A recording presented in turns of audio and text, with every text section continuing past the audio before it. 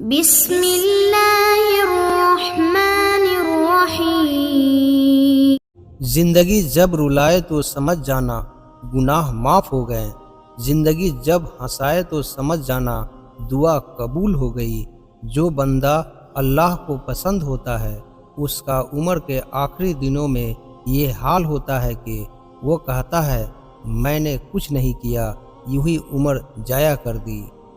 اللہ خود پر کوئی احسان نہیں رکھتا، اگر اپنے اس کے لیے کوئی چیز چھوڑی ہے تو وہ آپ کو اس سے بہتر نواز دے گا۔ جب تمہیں گناہ کے بعد ندامت ہو تو سمجھ لو کہ اللہ نہیں چاہتا کہ تم اس راہ پر جاؤ۔ اللہ کے آگے جھکو، اللہ کسی کے آگے جھکنے نہیں دے گا۔ زندگی تب خوبصورت لگتی ہے جب کسی کے چہرے پر مسکراہٹ ہو اور اس مسکراہٹ کی وجہ آپ ہو۔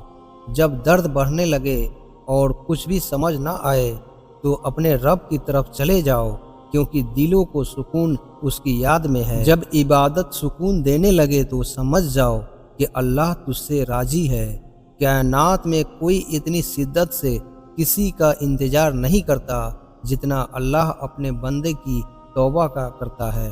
جب کوئی دل دکھائے تو چپ رہنا بہتر ہوتا ہے، کیونکہ جنہیں ہم جواب نہیں دیتے انہیں پھر وقت جواب دیتا ہے۔ دنیا میں سب سے تیز رفتار چیز دعا ہے، جو دل سے زبان تک پہنچنے سے پہلے اللہ کے پاس پہنچ جاتی ہے۔ انسان کے جسم کا سب سے خوبصورت حصہ دل ہے، اور اگر یہی صاف نہ ہو تو چمکتا چہرہ کسی کام کا نہیں۔ مقدر اتنی بار بدلتا ہے جتنی بار بندہ اللہ پاک سے رجوع کرتا ہے۔ جو لوگ دوسروں کی خوشی میں خوش ہوتے ہیں ان کی خوشی میں کبھی کمی نہیں آتی۔ جن گھروں میں اللہ کا ذکر ہوتا ہے وہاں سکون، محبت اور برکت نظر آتی ہے۔ اگر تم غلطیاں نہیں کرو گے تو کیسے پتہ چلے گا کہ کون تمہارے گرنے کا انتظار کر رہا ہے؟ وقت اچھا ہو یا برا، اللہ کبھی بھی کسی کا ساتھ نہیں چھوڑتا۔ برے سلوک کا بہترین جواب اچھا سلوک اور جہالت کا بہترین جواب خاموشی ہے۔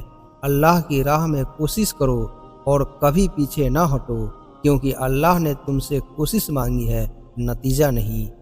کردار ایک ایسا ہیرا ہے جو ہر پتھر کو کاٹ سکتا ہے۔ تم اس دنیا میں رہتے نہیں بلکہ تم اس دنیا سے گزر رہے ہو۔ بڑا بننے سے پہلے چھوٹا بنو، کیونکہ بڑی بڑی عمارتوں کی بنیاد چھوٹی چھوٹی اینٹوں سے بنی ہوتی ہے۔ جو پڑھ نہیں سکتا اور جو پڑھتا نہیں دونوں یکساں طور پر جاہل رہتے ہیں۔ جب خاموشی کو ہتھیار کے طور پر استعمال کیا جائے تو یہ الفاظ سے بھی زیادہ زخم دیتی ہے۔ لوگ کتابوں کی طرح ہیں، ہر ایک کی اپنی کہانی ہے۔ اگر آپ کا اپنا گھر اپنے سکون کا باعث نہ بنے تو سمجھ لینا کہ توبہ کا وقت آ گیا ہے۔ لوگوں کو پرکھنا چھوڑ دو، کیونکہ تم نہیں جانتے کوئی اپنے اندر کیسی جنگ لڑ رہا ہے۔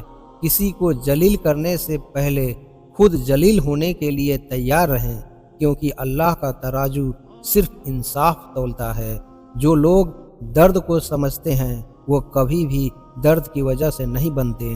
اللہ ظالم کو چند روز دنیا میں مہلت دیتا رہتا ہے، لیکن جب پکڑتا ہے تو پھر نہیں چھوڑتا۔ انسان پریشانیوں کی گنتی کرنے کا ماہر ہے، لیکن نعمتوں کا شمار کرنا بھول جاتا ہے۔ اپنوں سے ایسی لڑائی نہ لڑیں کہ لڑائی تو جیت جائیں مگر اپنوں کو ہار جائیں۔ تاریخ ہزاروں سال میں بس اتنی سی بدلتی ہے، تب دور تھا پتھر کا، اب لوگ ہیں پتھر کے۔ آج اگر زندگی مشکل ہے تو کل آسانی کا وعدہ بھی اللہ نے کیا ہے، بس دعا یقین سے مانگتے رہو۔